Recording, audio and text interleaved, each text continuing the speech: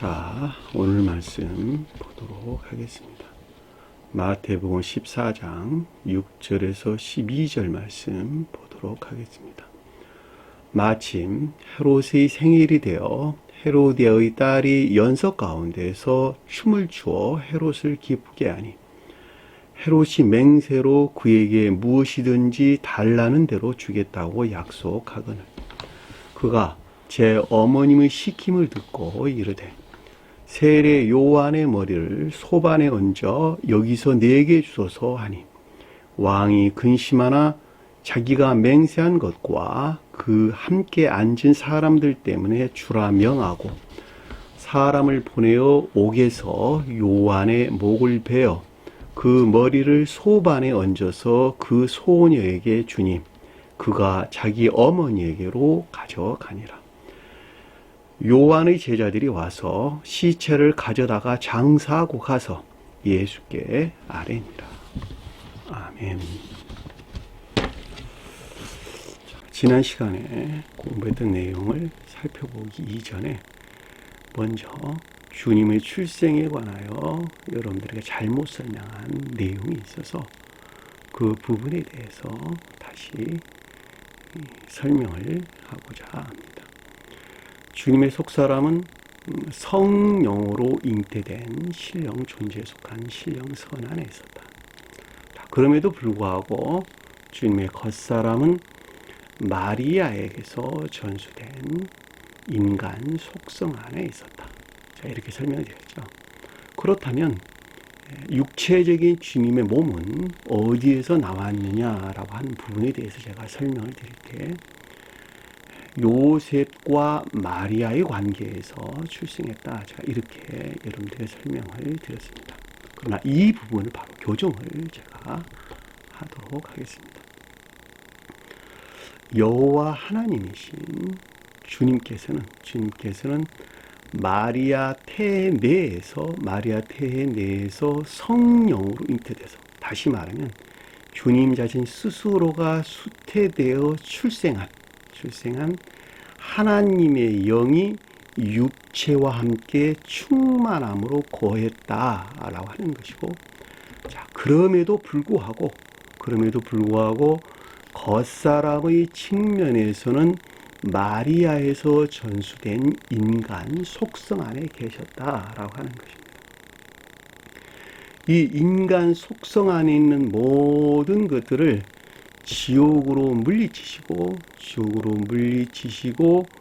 천계의 질서를 회복하는 것에서 인간의 구원주가 되셨는데, 그것의 성취가 곧 십자가의 죽음이 표징한다라고 하는 것입니다. 다시 말하면 마리아에게서 전수된 인간 속성에 속한 모든 것들을 지옥으로 멸하고 신령 천적으로나 신령 영적으로나 신령 자연적으로나 육체에 이르기까지 온 몸으로 영화되어 신성과, 다시 말하면 처음 존재해 계셨던 주님 자신과 합일하신 신령 인성이 되셨다라고 하는 것이죠. 처음 존재 안에 있었던 주님과 신령 인성 안에 있던 주님은 마치 영혼과 몸이, 또는 몸과 영혼이 분리될 수 없는 한 몸 안에 있는 것 같이 한 사람 주님 자신을 일컫는 말씀의 뜻이고, 영혼이 몸에서 활동하는 것 같이 처음 존재 안에 계셨던 주님 자신은 신령 인성 안에서 활동하시는 성령이다라고 하는 것입니다. 다시 말하면 신령 존재 안에 있는 주님과 신령 인성 안에 있는 주님은 한 몸 안에 있는 주님 자신을 가리키는 것으로, 신령 존재는 신령 인성에서 활동하신 주님에 대하여 성령이라고 불렀다고 하는 것입니다.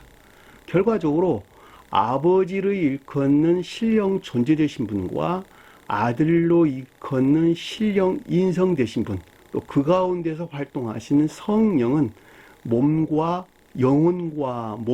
몸에서 활동하는 내 자신이 나 한 사람인 것 같이 곧 주님 한 분 그 자신을 가리킨다라고 하는 것을 여러분들이 반드시 기억을 했으면 좋겠습니다. 제가 여기서 이렇게 여러분들에게 다시 교정해서 설명을 드리는 것은 제 마음 한켠에 나도 알지 못하는 사이에 다소 경건하지 못한 망상을 하고 있다는 사실을 발견하게 됐고, 거기에서 꼬리를 물어 여러 가지 잘못된 생각들을 하고 있다는 것을 제가 나 자신에 대해서 보았습니다. 따라서 여러분들 또한 반드시 주님은 마리아의 태 내에서 홀로 수태되어 출생하신 하나님의 영으로 충만함이 육체 안에 함께 있다라고 하는 것을 반드시 기억해 주시기 바라고, 그럼에도 불구하고 겉사람의 측면에서는 마리아에서 전수된 인간 속성 안에 있었다. 따라서 그와 같은 모든 것들을 지옥으로 멸하고 신성과 합일되신 신령 인성이 되셨는데, 신성, 처음 존재 안에 계셨던 주님과 신령 인성은 영과 몸이 한 몸 안에 있는 것 같이 한 사람 주님 자신을 가리키는 것이고, 영이 몸을 통해서 몸 안에서 활동하는 것 같이 처음 존재 안에 계셨던 주님 자신은 신령 인성 안에서 활동하는데, 그분에 대하여 성령이라고 불렀다고 하는 것입니다. 따라서 존재되신 주님과 신령 인성 안에 계신 주님, 그리고 그 가운데서 활동하시는 주님의 영, 그 성령은 오직 한 분 주님을 가리킨다 라고 하는 것을 반드시 기억해 주시기 바랍니다. 이 부분에 대해서 제가 몇 날 며칠을 깊게 생각하고 또 주님께 많이 회개를 했습니다. 자, 오늘 말씀 보도록 하겠습니다. 자, 먼저 지난 시간에 공부했던 내용을 잠시 살펴보도록 하겠습니다. 1절에 보니까 14장 1절에 보니까 그때에 분봉왕 헤롯이 예수의 소문을 듣고, 그때라고 하는 것은 전자에서 이어지는 계속적인 상태를 지금 우리에게 설명해 주는 것이죠. 전자가 뭐냐 그랬더니 고향에서는 선지자가 높임을 받을 수가 없다 그랬죠. 오직 고향 밖에서 선지자가 높임을 받는다, 이렇게 설명돼서 나왔죠. 이 고향이라고 하는 것이 주님의 자연적인 사람이 되어 서술할 때 인간 속성과 함께 있는 영적 천적인 상태를 우리에게 설명해 준다, 제가 이렇게 설명해 드렸죠. 따라서 그 가운데 있는 상태에서는 결코 선지자가 표징하는 신령 율법에 속한 교류나 가르침이 결코 존귀함을 받을 수가 없는 것이죠. 다시 말해 거룩한 선 안에 있을 수가 없는 것이죠.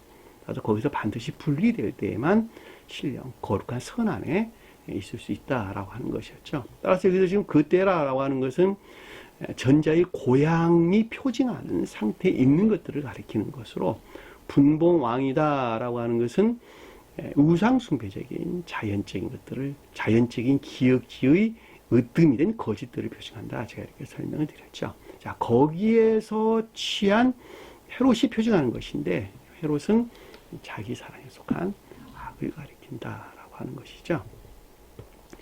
자, 예수의 소문을 들었다 그랬는데, 이 소문을 듣다라면 들음 또는 들린 것을 듣다 이런 뜻이에요. 소문이라는 말로 번역이 됐는데, 아코의 들음 또는 들은 것 이런 뜻입니다. 듣다 이런 뜻입니다. 그래서 예수의 소문을 들었다라고 하는 것은 주님의 자연적인 사람에 대해서 서술할 때 신령 존재에 속한 신령 선 안에 있는 것들에 대한 의지에 속한 지각을 뜻한다라고 하는 것을 잘 볼 수가 있겠죠. 그렇죠? 자, 그 신하다 그랬으니까 헤롯을 섬기는 아이들, 자연적인 진리 안에 있는 것들. 아이들이라는 것은 애정 안에 있는 자연적인 진리들을 표시하는데, 반대의 뜻에서 여기서는 지금 애욕에 속한 자연적인 진리 안에 있는 것들을 가리킨다라고 하는 것을 잘 볼 수가 있겠죠. 그리고 이르다라고 하는 에이포이라는 내면적인 지각을 뜻한다 그랬죠. 그랬더니 그게 뭐냐 그랬더니 세례 요한이다. 야, 예수가 세례 요한이다 라고 하는 것이죠. 자, 세례 요한이 표징한 것들 안에 예수가 표징하는 것들이 있어야 된다라고 하는 것이죠. 그러니까는 세례 요한이라고 하는 것은 문자에 존재하는 성언, 문자에 존재하는 교리적인 성언이죠. 문자적에 존재하는 교리적인 성언, 다시 말해 가르침들 안에, 문자에 존재하는 가르침들 안에 반드시 예수가 표징하는 신령 존재에 속한 신령 선 안에 있는 것들이 있어야 된다는 것이죠. 그렇죠. 왜냐하면 예수가 세례 요한이라고 우리에게 지금 설명을 해주는 것이니까, 예수가 표징하는 신령 존재에 속한 신령 선 안에 있는 것들이 반드시 세례가 표징하는 것들 안에, 세례 요한이 표징하는 것들 안에 있어야 된다라고 하는 것을 잘 볼 수가 있죠. 그러면 어떻게 되겠어요? 그때 죽은 자가 가운데서 죽은 자로부터 살아난 자가 된다라고 하는 것을 명확하게 이해해 볼 수가 있겠죠. 여기서 죽은 자다라고 하는 것은 이 가운데 있는 것들은 지옥적인 사랑 안에 있는 것들이라는 것이죠. 죽은 자라고 하는 것은. 그 죽은 자가에서 그러니까 살아났다라고 하는 것은 지옥적인 사랑에 속한 것들에서 재고고양된 지혜에서 비롯된 거룩한 사랑에 속한 선 안에 있게 된다라고 하는 것을 잘 볼 수가 있겠죠. 살아나다라는 말은 에게이로라는 단어 뜻으로 본연의 뜻에서 주님에게서 말미암는 지혜에서 비롯된 사랑과 이 사랑에 속한 지혜에서 비롯된 선한 삶 가운데 있는 자들, 그들이 살아있는 자예요. 반대로 죽어있다라는 말은 이 가운데 있지 아니한 모든 자들은 다 죽어있는 자들이죠. 따라서 반대로 말할 때 자기 사랑에 속한 악 가운데 있는 자들이 다 영적인 생명에서는 죽어있는 자입니다. 성경 어디에서 죽다, 살다라는 말의 뜻은 이 두 가지에 대한 설명이에요.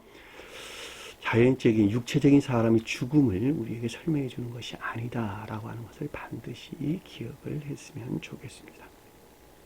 따라서 살아났으니 어떤 일들이 생겨나겠어요? 이 가운데서 주님의 능력이 나타나겠죠. 이런 능력이 주님의 신령 능력이 그 가운데서 활동하는구나. 가장 높은 데서 성령의 활동을 가리키는, 신령 활동을 가리키는 말의 뜻이고, 또 속도에서는 거룩한 활동이 그 가운데 있다라고 하는 것을 잘 볼 수가 있습니다. 자, 3절에 보니까 헤롯이 전에란 말이 없는 단어죠. 헤롯이 그의 동생 빌립의 아내 헤로디아를 통하여 라는 뜻인데, 헤롯이라고 하는 것은 앞에서 살펴봤던 것 같이 기역지의 으뜸이 된 거짓에서 취한 자기 사랑에 속한 악한 것들이죠. 자기 사랑에 속한 악한 것들. 자, 그 가운데 있는 것들이 그의 형제다 그랬으니까는 이 형제란 말은 진리 안에 있는 선에 속한 애정 안에 있는 것들을 형제다 그랬죠. 반대로 거짓 안에 있는 악에 속한 애욕 안에 있는 것들. 그것이 그 형제들이죠. 그렇죠? 헤롯과 그 형제. 그러니까 헤롯은 목적 안에 있는 것이고, 그의 동생이라고 하는 것은 원인 안에 있는 것들인데, 그것이 어디에 있냐 그랬더니 빌립의 아내다 그러는 거예요. 자, 빌립이라고 하는 것은, 그의 동생 빌립이다라고 하는 것은 빌립이 자기 총명 또는 자기 이해나 자기 지식들, 주님에게서 말미암는 총명이나 이해 또는 지식을 가리키는 것이 아니라 자기 자신 스스로가 총명 또는 영적인 것들에 대한 총명, 이해 또는 지식 안에 있다고 여기는 그것들. 그렇죠? 이게 빌립이라는 뜻이에요. 자기 총명이나 자기 이해, 자기 지식에서 비롯된 교회에 속한 것들. 안에는 애정 안에 있는 진리들이죠. 애정 안에 있는 진리들. 교회에 속한 것들. 여자의 여자. 빌립의 여자. 그렇죠? 안에. 성경에서 여자나 아내 이런 말들은 모두가 다 애정 안에 있는 진리들로 다 교회를 표시한다. 제가 이렇게 여러 번 아주 설명을 드렸습니다. 따라서 그의 동생 빌립의 아내다라고 하는 것은 거짓 안에 있는 악에 속한 애욕 안에 있는 것들로 자기 총명에서 비롯된 거짓된 교회에 속한 것들이다라고 하는 것을 잘 볼 수가 있겠죠. 예? 그렇죠? 헤로디아다라고 하는 것은 결과 안에 있는 악한 것들, 악행 안에 있는 것들을 표징한다라고 하는 것이죠. 그렇죠? 그리고 요한을 잡았다라고 하는 것이, 그러니까 그 가운데 있단다면 당연히 요한을 잡았겠죠. 너무 당연한 일 아니겠어요. 그렇죠?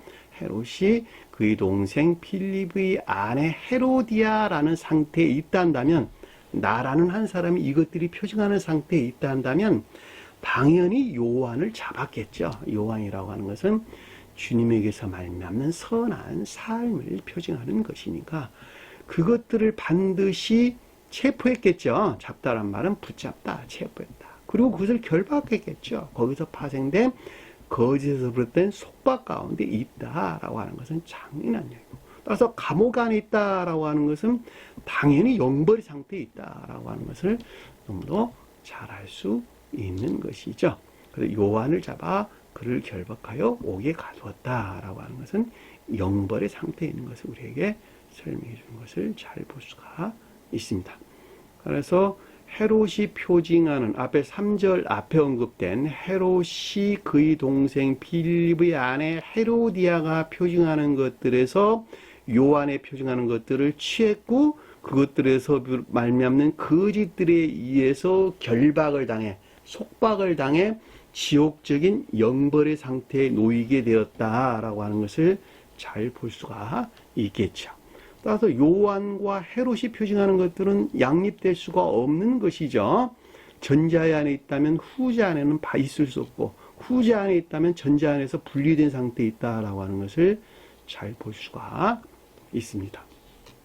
자, 4절에 보니까 요한이 그에게 말하되, 요한이 표징하는 것들에 대한 교리적인 가르침이나 있다는 것이죠. 자, 문자에 존재하는 교리적인 삶에 속한 것들에 대하여 전자의 이 가운데 있는 것들에 대한 교리적인 지각이나 가르침을 뜻한다라고 하는 것을 잘 볼 수가 있겠죠. 당신이 그녀를 차지하는 것이, 그 여자가 아니고 그녀를 차지하는 것이 옳지 않다 하였습니다. 당연한 이야기죠. 그러니까는 앞에 설명한 것 같이 헤롯이 그의 동생 빌립의 아내 헤로디아가 표징하는 것들에서 취한 악행 가운데 있는 것들은 결코 옳지 않다라고 하는 것을 잘 볼 수가 있죠.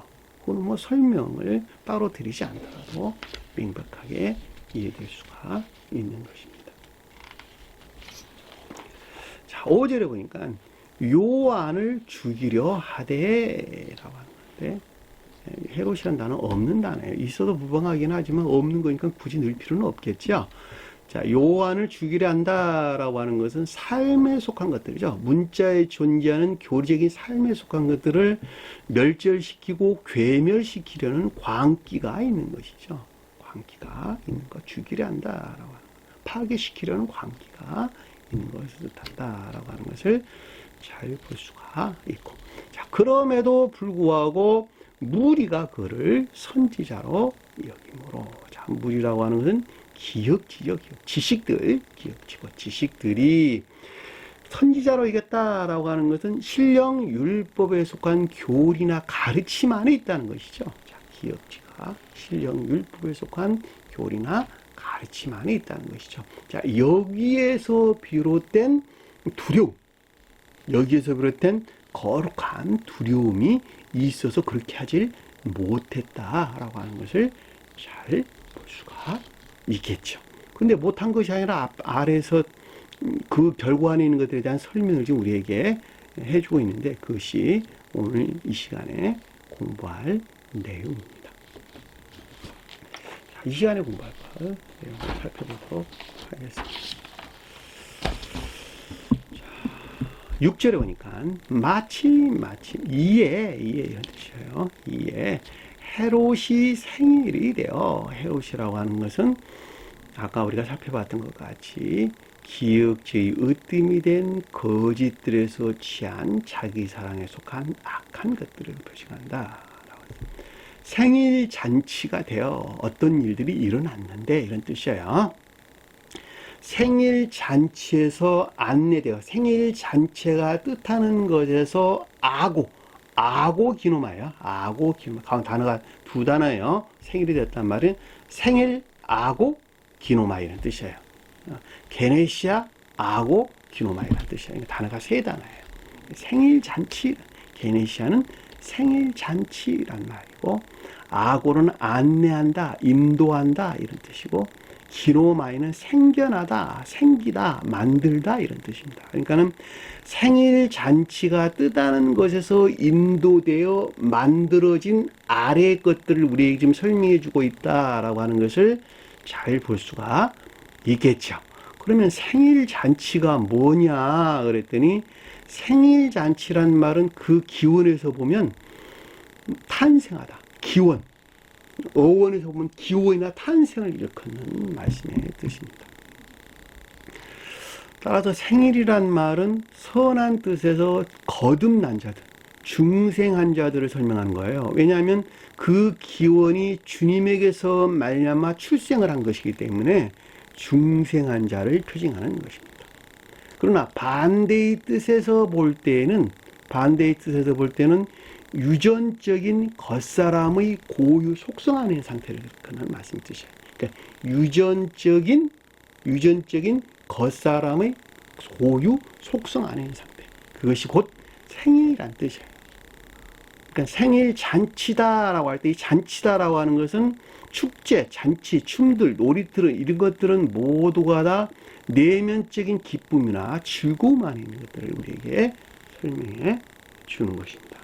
따라서 생일 잔치다, 여기서 생일 잔치다라고 하는 것은 유전적인 고유 속성 안에 있는 내면적인 기쁨이나 즐거움에서 인도되고 안내되어 만들어진 것들이다라고 하는 말이 생일 잔치가 되어라는 말의 뜻인 것을 우리는 잘 볼 수가 있겠죠.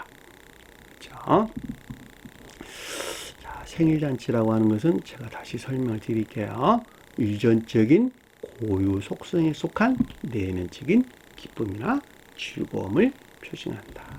자, 거기서부터 어떤 것들이 인도되고 안내되어 만들어졌는데 그것이 아래에 속한 것들을 우리에게 지금 설명해 주고 있다라고 하는 것입니다.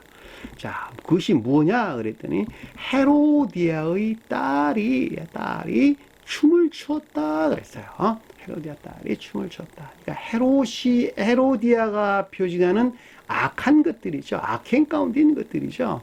딸이라고 하는 것은 선한 뜻에서 진리에 속한 애정 안에 있는 것들이 딸들이죠.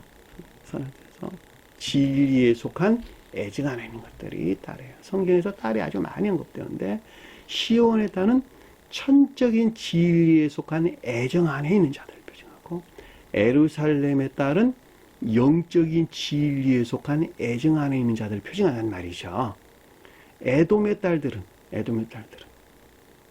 진리들이 더럽혀진 우상숭배적인 악 가운데 있는 애욕 안에 있는 멸망된 교회를 표징한다라고 하는 것을 잘 볼 수가 있겠죠. 반대뜻에서 언급되는 것이니까 가나안 딸도 마찬가지죠.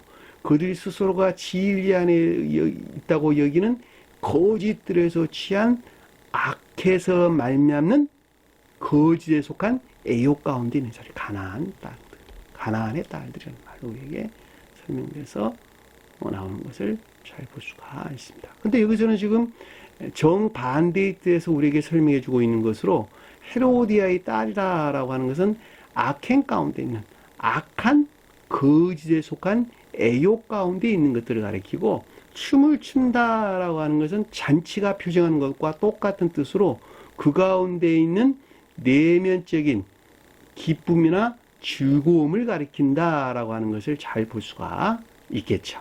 그러니까 악을 행하는 거짓에 속한 애욕 안에 있는 것이 그들 스스로가 마음에서 기쁘고 즐겁다 하는 거예요. 마음에서 기쁘고 즐겁다. 여러분 한번 생각을 한번 해보세요. 그 가운데 있는 자들이 얼마나 많은지. 그렇죠?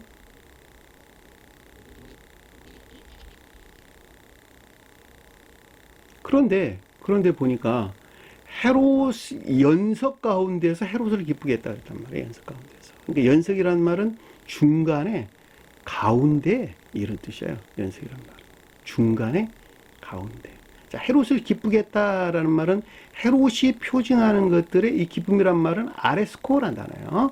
일치하게 되다, 어울리다, 적합하다 이런 뜻입니다. 그러니까 헤롯이 표징하는 것들 안에 것들과 흡족한 만족이 있다, 흡족하다 또는 만족하다 이런 말로 우리가 설명해 볼 수가 있는 것이죠. 따라서 연석 가운데서 헤롯을 기쁘게 했다라는 말은 헤롯이 표징하는 것들에 일치한 흡족함이나 만족함이 있었다라는 말로 우리가 쉽게 이해해 볼 수가 있습니다. 자, 7절에 보니까 헤롯이 맹세로 그에게 무엇이든지 달라는 대로 주겠다고 약속하는, 거기서 헤롯이라는 단어 없는 단어예요. 자, 거기서라는 뜻이, 그러니까 전자의 상태에서 전자의 이 같은 상태에 있는 것을 가리킨다라고 하는 것을 잘 볼 수가 있죠. 자, 맹세로 그에게 무엇이든지 달라는 대로 주겠다고 약속했다. 이 맹세란 말은 영적인 사람들은 진리에서 비롯된 결합이 맹세 안에 있는 것이죠. 다시 설명드릴게요. 영적인 교회에 속한 자들은 맹세로부터 주님과 결합이 있고, 천적인 교회에 속한 자들은 언약에 의한 주님의 결합이 있어요. 다시 말하면 천적인 교회에 속한 자들은 선애로부터 주님과 결합되는 언약 가운데 있고, 영적인 교회에 속한 자들은 진리로부터 주님과 결합된 맹세 안에 있다라는 뜻이에요. 원래 본연의 뜻에서 그런 뜻입니다. 성경에서 언약과 맹세로 구분돼서 나오는데, 언약은 선에 의한 주님과 결합, 맹세는 진리에 의한 주님과 결합을 표정하는 것입니다. 따라서 진리에 의해서 결합됐다라고 하는 것은 이해의 수용된 합리적 이성에서, 이해에 수용된 합리적 이성 안에 있는 총명이나 지식들로부터 주님과 결합이 이루어진다라고 하는 것을 잘 볼 수가 있겠죠. 그렇죠? 그러니까 여기서 지금 헤롯이 거기서 맹세했다는 말은 정반대의 뜻에서 언급되고 있는 것으로, 겉사람의 겉사람의 고유 속성에 속한 이해나 생각, 그렇죠? 겉사람의 고유 속성에 속한 이해나 생각에서 이루어진 확증, 그렇죠? 맹세란 말이 그런 뜻이란 말이에요. 그러니까 겉사람의 고유 속성에 속한 이해나 생각에서 비롯된 확증, 생각에서 이루어진 확증으로 그에게 무엇이든지 달라는 대로 그에게 주었다라는 말은 딸이 표징하는, 딸이 춤추는 것이죠. 딸이 춤추는 거. 그러니까 악한 거지에 속한 애욕 안에 있는 내면적인 기쁨이나 즐거움에서 파생된 모든 것들이 시인되고 있다라고 하는 것을 잘 볼 수가 있겠죠. 그렇죠? 자, 거지에 속한 애욕에서 파생된 욕망 안에 있는 모든 것들이 시인되고 있는 것을 뜻한다라고 하는 것을 잘 볼 수가 있단 말입니다. 왜냐하면 그에게 무엇이든지 달라는 대로 주었다라고 하는 것이니까. 헤로디아 딸이 춤을 췄고, 이 헤로디아 딸이 춤추는 것이 헤롯에게 흡족함이나 만족함을 줬단 말이죠. 따라서 헤로디아 딸이 춤이 추는 것에서 표징하는 것이 뜻하는 것에서 파생된 모든 것들을 이 시인되고 있는 것을 뜻한다, 드러내고 있는 것을 뜻한다 라고 하는 것을 잘 볼 수가 있죠. 왜냐하면 약속한다는 말은 고백하다, 시인하다, 드러내다 이런 뜻이란 말이죠. 이해되셨나요? 겉사람은 자기 사랑에 속한, 오직 자기 사랑에 속한 악 가운데 있는 것이죠. 그렇죠? 근데 그 헤롯이라고 하는 것은 거짓된 지식들에서 나온 것들이죠. 거짓된. 몰랐으면 없을 것들이 아는 데에서 생겨난 자기 사랑에 속한 악이란 말이죠. 그렇죠? 이것이 기억지의 지배적인 거짓이란 말이죠. 그것이. 왜냐하면 지식들은 모두가 다 후천적으로 터득된 것이니까. 그렇죠? 몰랐으면 안 생겼을 것을 아는 데서 생긴 자기 사랑에 속한 악이 헤롯이란 말이죠. 근데 그 가운데 있는 것들에 흡족하게 만족함을 주는 거지에 속한 애욕하는 기쁨이나 즐거움, 내면적인 기쁨이나 즐거움에서 거기서 파생된 욕망 안에 있는 모든 것들을 드러내는 거예요. 그것이 지금 그에게 무엇이든지 달라는 대로 그에게 주겠다고 고백했다. 드러냈다라는, 약속했다는 말은 그렇게 한다 그런 뜻이 아니라 이미 드러내고 있다 그런 뜻이에요. 시인하다, 드러내다 이런 뜻입니다. 왜냐하면 영적인 것들은 늘 현재 안에 존재하기 때문에요. 시제가 없어요. 영적인 것들은. 이 세상은 시간과 공간 안에 존재하나 영적인 것들은 시간과 공간 안에 존재하지 않기 때문에 과거가 현재고 현재가 과거예요. 과거가 현재고 현재도 현재예요. 미래도 현재란 말이죠. 그렇죠? 그러니까 영적인 것들은 모두가 다 지금 현재의 시제 안에 존재한다라고 하는 것을 여러분들이 반드시 좀 기억을 했으면 좋겠습니다.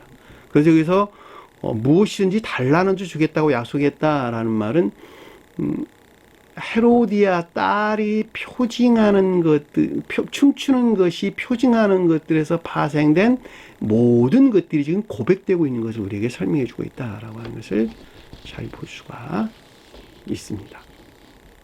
이해되셨나요? 자, 8절에 보니까 그의 어머니의 시킴을 듣고, 그런데 시킴을 듣다라는 말은 앞으로 나오게 하다 이런 뜻이에요. 도드라지게 하다, 두드러지게 하다 이런 뜻이에요. 없는 것들이 앞으로 두드러져 나타난다 이런 뜻을 내포하고 있는 단어예요. 그러니까 어머니에 속한 것들을 두드러지게 드러냈다 이런 뜻이에요.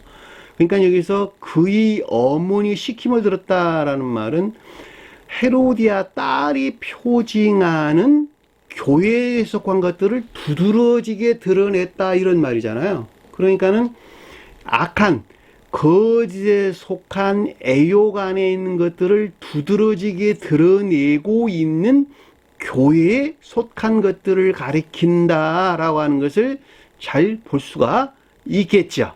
그렇죠? 또 다른 말로 설명하면 애욕 안에 있는 악과 결합된 거짓된 교회에 속한 것들을 지금 드러내고 있는 것을 가리킨다라고 하는 것을 잘 볼 수가 있겠죠. 그렇죠? 이 이르다라는 말은 선언하다 이런 뜻이에요. 선언하다. 그러니까 주님에 대해서 설명할 때에는 신령 확증을 일컫는 말씀의 뜻이나 저와 여러분들에 대해서 설명할 때는 증거하다, 증명하다 이런 뜻으로 우리가 이해하는 것이 좋을 것 같습니다. 자, 무엇이냐 그랬더니 세례 요한의 머리를 소반에 얹어 여기서 내게 주소서. 세례 요한은 우리가 공부했죠. 문자에 존재하는 성언을 가리킨다. 그러니까 문자에 존재하는 성언에 속한 교리적인 모든 것들이 여기서 지금 머리가 표징하는 것입니다. 머리가. 그러니까 세례 요한의 머리라고. 문자에 존재하는 교리적인 성언에 속한 천적이고 영적이고 자연적인 것들 안에는 모든 것들이 머리가 표징하는 거예요. 머리가 왜 모두를 표징하는 것입니까? 우리 몸 안에 있는 모든 것들은 머리의 지배 안에 있기 때문에 그렇습니다. 그러니까 머리가 단절된다, 머리가 잘린다라고 하는 것은 모든 것들이 소멸되는 것을 우리에게 설명해 주는 것입니다. 이 같은 이유에서 주님 머리에 기름을 부었죠. 다시 말하면 머리에 기름을 부었다라는 말은 진리 안에 있는 모든 것들이 신령 선과 결합된 신령 인성 안에 있었다 그 말을 표징해 주는 거예요. 그것을 그분에 대하여 그리스도라라고 우리에게 설명해 줬다는 말이죠. 그러니까 반드시 머리에다가 기름을 붓는 것입니다.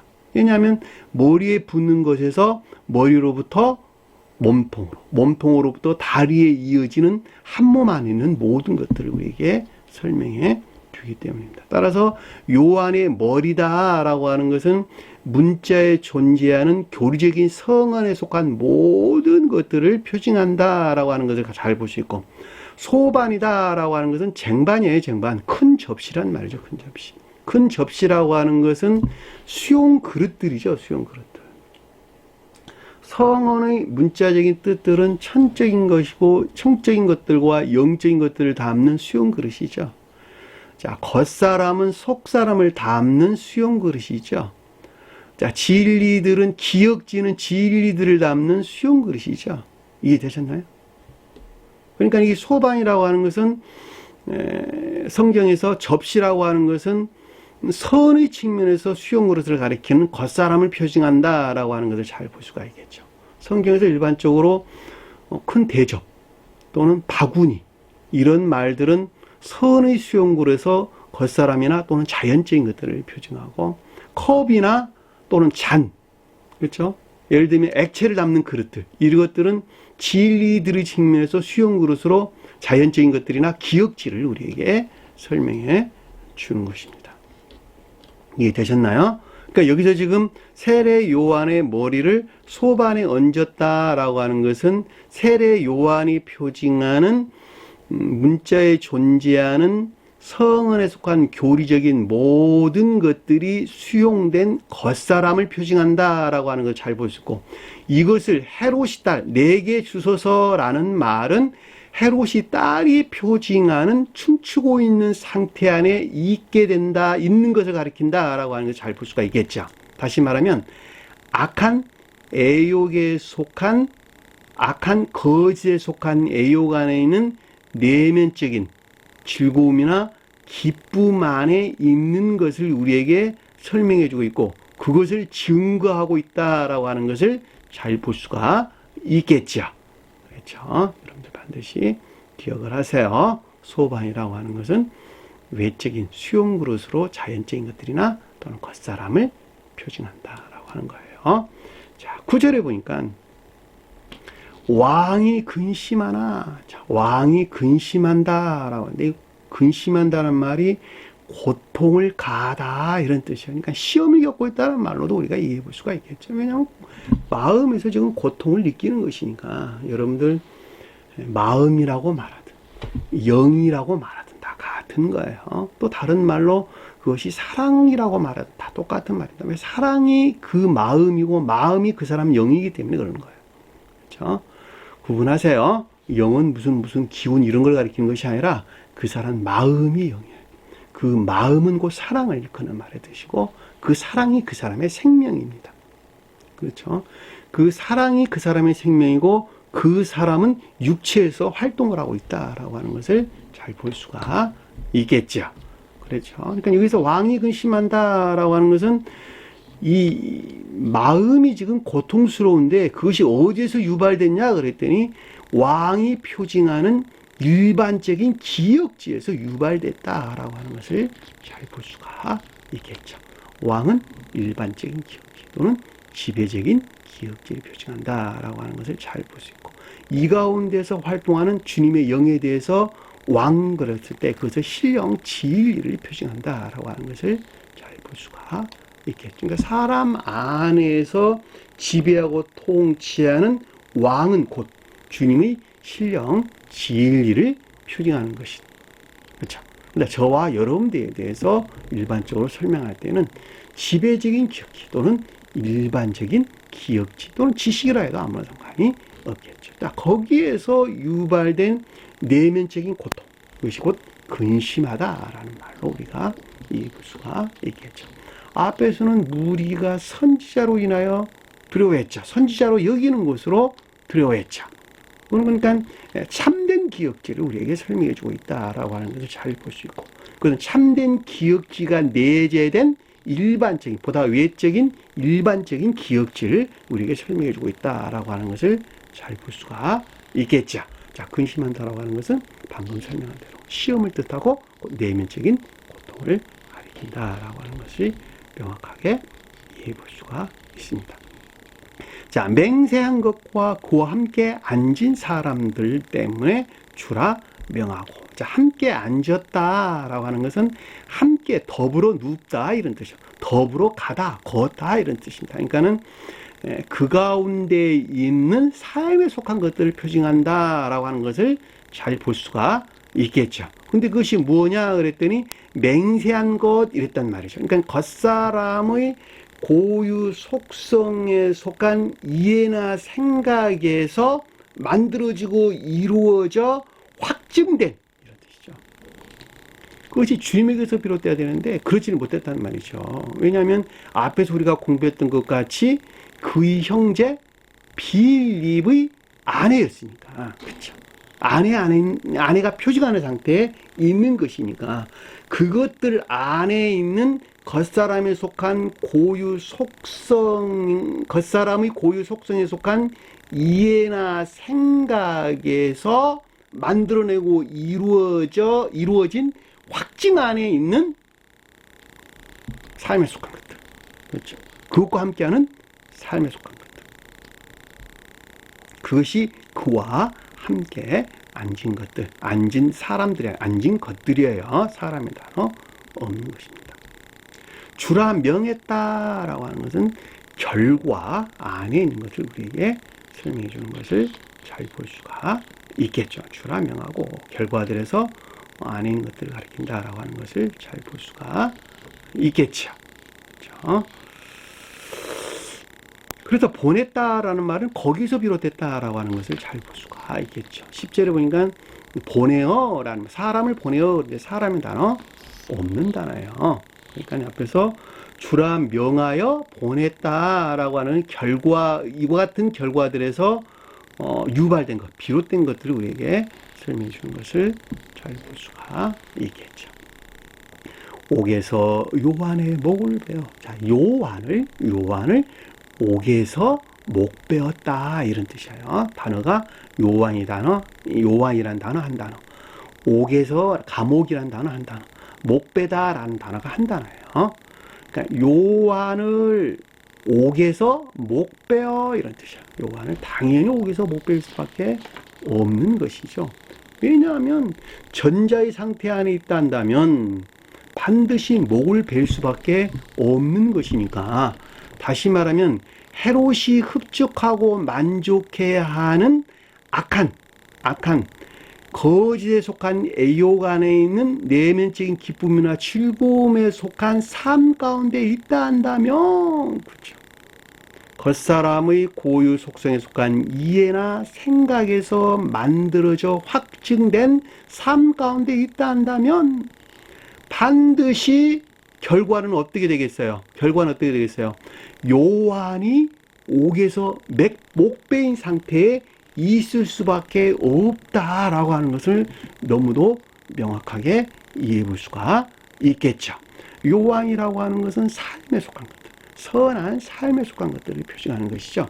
주님에게서 말미암는 선한 삶에 속한 것들이, 감옥에서 목 베었다라고 하는 것은 영벌의 상태, 지옥적인 영벌의 상태인데, 목을 베었다라는 말은 신령천적인 것들과 또는 천계에 속한 것들과 단절된 상태, 단절된 지옥의 영벌의 상태에 있을 수밖에 없다라고 하는 것을 너무도 잘 알 수가 있습니다. 왜냐하면 이 둘은 공존할 수가 없기 때문에 그러는 거예요. 그렇죠. 주님께서 우리에게 설명해 주기를 두 주인을 섬길 수 없느니라. 악한 자들은 악에서 비롯된 악한 삶 가운데 있는 것이고, 선한 자들은 선에서 비롯된 선한 삶 가운데 있을 수밖에 없는 것이지, 악 가운데 있는 자들이 선한 삶 가운데, 선 안에 있는 자들이 악한 삶 가운데 있을 수가 없는 것이죠. 또 주님께서 우리에게 설명해 주기를 좋지 않은 나무가 악한 열매를 낼 수가 없는 것이죠.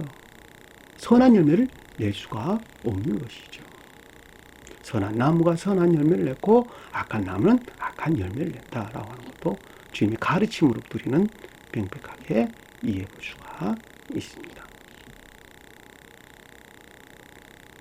그러니까 결과적으로 볼 때 요한이 옥에서 목을 베었다라는 말은 요한이 표징하는 것들이 지옥적인 영벌 안에, 천계와 단절된 지옥적인 영벌 안에 있을 수밖에 없다라고 하는 것을 잘 볼 수가 있어요. 헤로드의 딸이 춤추고 있는, 그리고 그것들을 합당하게 여기는, 그것들을 증명하는 겉사람의 고유 속성에 속한 이해나 생각에서 만들고 이루어진 확증 가운데, 증거 가운데 있단다. 증거에 속한 삶에 속한 악 가운데 있단다. 여기서 여러분들 반드시 기억을 해야 될 것은 선은 오직 주님에게서만 비롯된다. 따라서 주님에게서 비롯되지 아니한 모든 것들은 다 악한 것들이다 라고 하는 것을 반드시 기억을 하셔야 됩니다. 자, 겉으로 보기에는 선한 일을 하는 것 같아도 그럼에도 불구하고 그것이 주님에게서 비롯되지 아니하였다면 반대로 자기 사랑이나 세상 사랑 악한 것들에서 파생됐다라고 하는 것을 잘 볼 수가 있겠죠. 그렇죠? 따라서 그것은 악한 것이다 라고 하는 거예요. 예를 들어 설명한다면 어느 누구가 평생을 두고 성경을 연구하고 또 성경을 탐구해서 아주 좋은 책들을 써내고 했다 합시다. 그렇죠? 또 어느 누구가 스웨덴 보리사도께서는 이 50여 권이 넘는 그 가르침들을 라틴어로 쓰는데 그 라틴어로 기록된 것을 영어로 번역했다. 어느 누가 평생을 두고 영어로 그것을 번역했다 할지라도 그것이 만약에 자기 명예나 명성을 위한 자기 사랑 안에 있었단다면 그들은 결코 주님 일을 한 자가 아니죠. 왜냐하면 그 목적이 자기 사랑 안에 있었기 때문에 또 그 같은 일들이 어떤 재물을 곧 소득을 위한 목적 안에 있었단다면 세호득을 위한 목적 꼭 자기 세상 사랑 안에 있었단다면 그 또한 결코 주님 일을 한 자가 아니죠. 그렇죠? 이건 남들 이야기가 아니라 저와 여러분들에 대한 이야기인 것을 잘 볼 수가 있습니다. 제가 여러분들에게 오랜 기간 동안 공부하고 또 많은 에너지를 가지고 여러분들에게 가르치고 있다 할지라도 그것이 만약에 나의 명예나 명성을 위한 목적 안에 있단다면 그건 자기 사랑이라고 하는 지옥적인 아까운 데가 있는 것이죠. 또 그것이 어떤 물질이나 소득을 위한 세상 사랑 안에 있다 한다면 그것 또한 내가 사탄인 것을 잘 볼 수가 있단 말입니다. 따라서 어느 누구든지 자기 자신 안에 간직되어 있는 생명에 대한 성찰이 없단다면 내적 지각이 없단다면 설령 그 가운데 있다 할지라도 결코 빠져나올 수가 없겠죠. 다시 말하면 웅덩이에 갇히게 된다라고 하는 것을 잘 볼 수가 있단 말입니다. 그래서 저와 여러분들은 반드시 가르침으로부터 자기 자신을 살피는 자기의 영적인 생명이 어느 좌표에 머물러 있는가라고 하는 자기 자신에 대한 깊은 살핌이 없으면, 보살핌이 없으면 그 가운데 있는 것들을 깨닫지 못하게 된다라고 하는 것을 잘 볼 수 있고 자기 자신 스스로가 주님을 예배하고 섬기는 거룩한 예배 안에 있다고 여기는 유혹이나 속임수 안에 자기 자신 스스로를 설득해서 그 가운데 갇히게 된다라고 하는 것을 잘 볼 수가 있단 말입니다. 그러니까 여기서 우리에게 지금 설명해 주고 있는 요한이 옥에 갇혔다라는 말을 좀 더 폭넓게 이해될 때 요한이 표징하는 선한 삶에 속한 모든 것들이 지옥에 갇힌 천계와 단절된 영벌의 상태에 있게 되는 것을 잘 볼 수가 있단 말입니다. 어떤 경우에 앞에서 설명한 헤로디아 딸이 춤을 추고 있는 상태라면 그렇다는 거예요. 그렇죠? 그러니까 11절에 보니까 뭐라고 설명되어 나왔어요? 그의 머리를 소반에 얹어서 그 소녀에게 주니. 자, 그의 머리다라고 하는 것은 앞에서 헤로디아 딸이 춤추고 있는 것에서 파생되어져 나온 모든 것들로 세례 요한이 표징하는 문자에 존재하는 교리적인 것들과 요한이 표징하는 그 가운데 있는 삶에 속한 모든 것들로 천적이고 영적이고 자연적인 것들 안에 있는 것들이 천계와 단절된 지옥적인 겉사람 안에 있는 상태를 우리에게 설명해 주고 있다라고 하는 것을 잘 볼 수가 있겠죠.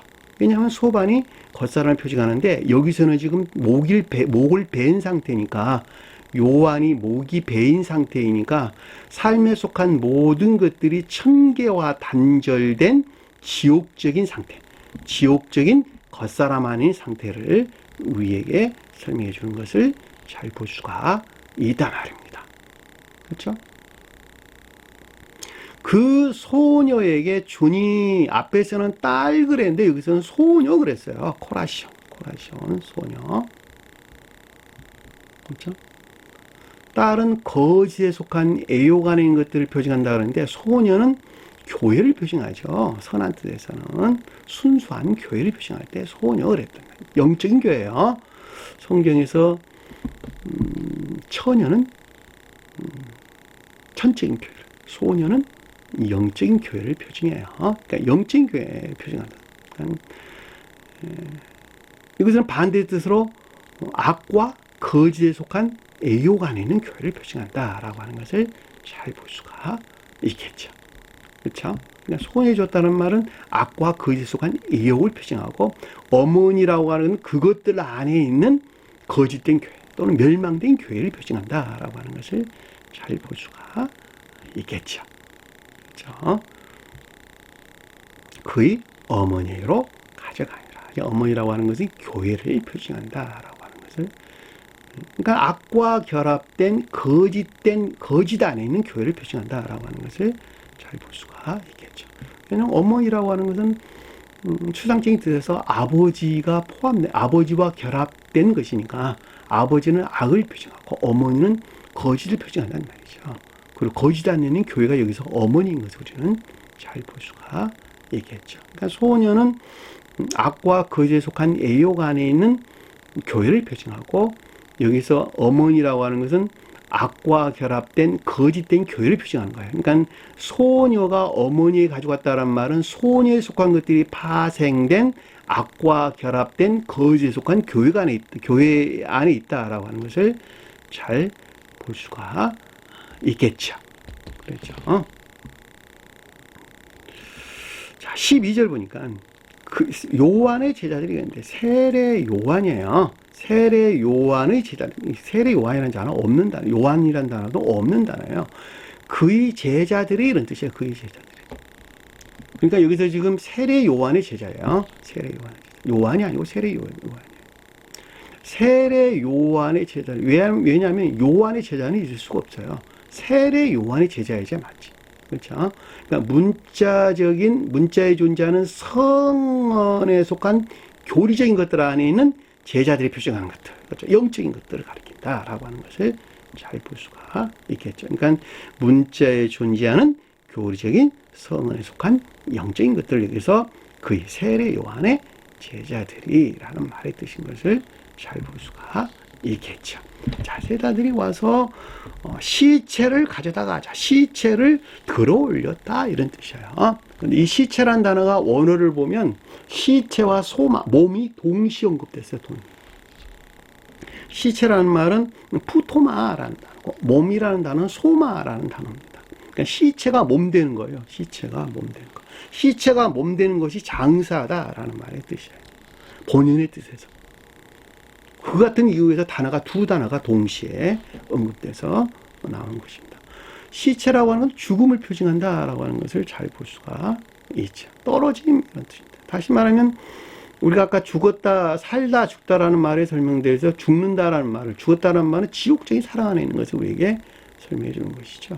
따라서 겉사람의 고유 속성에 속한 자기 사랑이나 세상 사랑에 속한 사랑 안에 있는 모든 자들은 다 죽은 자들이죠. 그렇죠? 그 시체란 말이에요, 성경에서. 근데 살아있다, 소마다라는 말은, 살아있는 몸이다라는 말은, 진리 안에 있는 모든 것들이 선한 자들이 살아있는 자들이죠. 제가 그 말을 설명을 드릴게, 주님에게서 말미암는 지혜에서 비롯된 사랑과 이 사랑에 속한 지혜에서 말미암는 선한 삶. 선한 삶이고 선이라는 말이죠. 그게 살아있는 몸이에요, 살아있는. 소마. 그러니까 여기서 들어올리다라고 하는 양자의 측면에서 설명한 것으로, 들어올리는 것은 빼앗기는 것이고 빼앗는 것은 들어올리는 것이죠. 그렇죠? 장사다, 매장이다라고 하는 것은 새로운 삶. 그렇죠? 새로운 삶을 우리에게 표징해주고 있는 것을 잘 볼 수가 있죠. 왜냐하면 이 세상의 끝은 저 세상에서의 새로운 삶을 표징하는 것이니까, 장사한다라면 저 세상에서의 부활을 우리에게 설명해 주는 것을 잘 볼 수 있고, 자, 영적인 뜻에서 볼 때는 새로운 삶을 우리에게 가르침을 준다라고 하는 것을 잘 볼 수가 있겠죠. 우리가 죽음이다라고 하는 것은 영을 섬기는 육체에서 단순히 분리되는 과정을 우리에게 설명해 주는 것입니다. 좀 더 설명하자면, 영을 섬기는 육체가 더 이상 부실해가지고, 더 이상 부실해서 영을 섬길 수 없을 때에 영과 육이 분리되는 것을 죽음이다라는 말로 설명돼서 나오는 거예요. 그래서 더 이상 섬길 수 없는 육체는 흙으로 돌아가고, 주님에게서 온 영은 저 세상에서 새로 부활한다는 말이죠. 그것이 여기서 매장한다라는 말의 뜻인 것을 잘 볼 수가 있단 말입니다. 따라서 이 세상에서의 영적인 생명은 육을 벗어버린 저 세상에서의 영적인 생명과 동일한 것을 우리에게 동일하다라고 하는 것을 잘 볼 수 있고, 그 영적인 생명이 생의 마지막 순간까지 사랑이나 인애에 속한 선한 삶 가운데 있지 아니하면 그달은 반드시 시체가 되는 것이고, 살아있게 되면 소마가 되는 것입니다. 그래서 주님께서는 십자가에서 죽으시고 부활했다라는 말이 육체 안에 있는 모든 것, 다시 말하면 온 몸에서 신성과 합일된 신령 사랑에 속한 신령 선 안에 있었다라는 말로 우리가 잘 볼 수 있고, 이분에 대하여 신령 인성으로서 주님 자신을 가리킨다라고 하는 것을 잘 볼 수가 있단 말입니다. 그래서 주님은 소마예요. 소마가 시체를 바위에 넣는 것이 아니라 소마를 바위 무덤에다 넣었단 말이죠. 바위라고 하는 우리 기억지 안에는 진리들을 표징하는 것입니다. 그러니까 장사라고 하는 것은 매장을 우리에게 그래서 설명해 주는 것인데, 그것이 곧 부활을 우리에게 가르쳐 준다라고 하는 것을 잘 볼 수가 있겠죠. 자, 기억하세요. 우리가 죽음이라고 하는 것은 육체를 벗는 단순한, 영이 육체에서 벗어나는 단순한 과정이다. 따라서 이 세상의 그 사람 마음은 저 세상에 있는 그 사람 마음과 동일한 것이다. 따라서 이 세상에서 살아가는 그 사람 마음이 주님에게서 말미암는 사랑에 속한 선한 삶 가운데 있었단다면, 그 영 그대로 저 세상에서도 주님에게서 말미암는 사랑에 속한 선한 삶 가운데 있게 되는데, 이들이 모두가 다 천사들이라는 것. 반대로 그 가운데 있지 아니하고 자기 사랑에 속한 악한 삶 가운데 있는 자들은 여기서 시체가 표징하는 지옥의 영벌의 상태에 있게 된다라고 하는 것을 잘 볼 수가 있습니다. 장사하고 가서 예수께 아뢰다. 이 아뢰다라는 말이 아판겔로라는 뜻인데, 보고하다, 알리다 이런 뜻인데, 적용을 일컫는 말씀의 뜻이에요. 자, 기역지에서 비롯된 기역지로부터 취한 적용이 있는 것을 우리에게 설명해 주는 것을 잘 볼 수가 있습니다. 내가 너에게 이렇게 말했잖아 라고 하는 말은 단순하게 내가 이걸 너에게 말했다 그 말이 아니라, 이렇게 저렇게 이렇게 해라 하고 말했지 않았느냐 라는 말로 쉽게 이해해 볼 수가 있겠죠. 우리가 단순하게 서로 대화하는 것은, 앞에서 영적인 대화하는 것은 A동이나 A폰이나 레고라는 말로 우리에게 제가 그동안 여러 번 설명을 드렸죠. A돈 내적 지각을, A폰 내면적, 겉사람 안에 있는 내면적인 지각을, A돈은 속사람 안에 있는 내적 지각을, 그리고 레고는 기억지 안에 있는 교리적인 지각이나 가르침을. 그렇죠. 이건 단순하게 서로 지각하는 것, 우리 세상에서 말할 때 서로 말로 오가는 것을 뜻한다라고 하는 것을 잘 볼 수 있고, 근데 여기서는 지금 말하다라는 말은 예수께 알리다, 보고하다라는 말은 내가 너에게 이렇게 말했잖아 라는 말의 뜻에 알리다라는 뜻이란 말이죠. 그렇죠.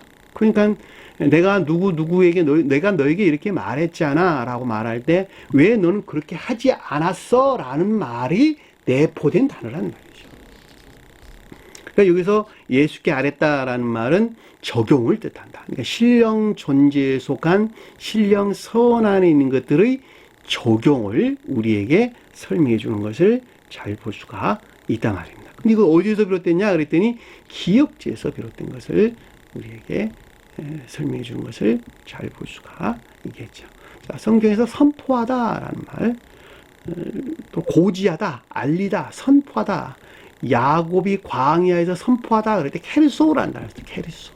근데 이 케르소라는 단어는 교리적인 것들이 적용되는 것을 일컫는 말씀의 뜻이에요. 다시 말하면 마음이 주님 사랑 안에 있고 이 마음이 주님 사랑에서 말미암는 이해가 주님 지혜 안에 있고 따라서 사랑에 속한 지혜에서 비롯된 교리적인 것들, 삶에서 문자에 존재하는 교리적인 성언이 적용돼야 된다라고 할 때 요한이 선포하다라는, 세례 요한이 광야에서 선포하다 이런 뜻입니다. 세례 요한이 선포하다, 알리다 이런 말로 우리에게 설명돼서 나오는 것입니다.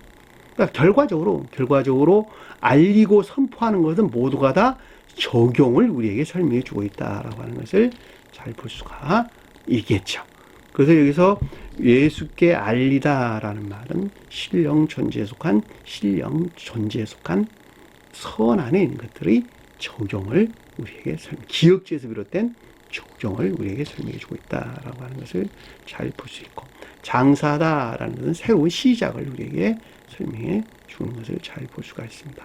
그 말에 이어서 다음 시간에 공부할 내용들이 계속적으로 있는 것입니다.